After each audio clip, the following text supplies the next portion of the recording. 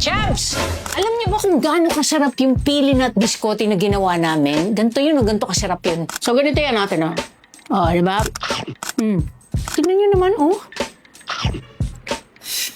Sa sobrang sarap niyan, pwede niyo siyang ipare sa kahit na ano, like ice cream. O yan, may ice cream kami, di ba? Cookies and cream, chocolate, tsaka strawberry. Siyempre, 6 ang flavors natin dito sa Grindahan. Pwede rin sa jam. Ito, gumawa kami nito. Nirecipe kami nito, so nasa comment section lang yan. So basically, itong biscotti na to, napakasarap ipare sa kahit na ano na bet nyo, na dip or whatever, ha?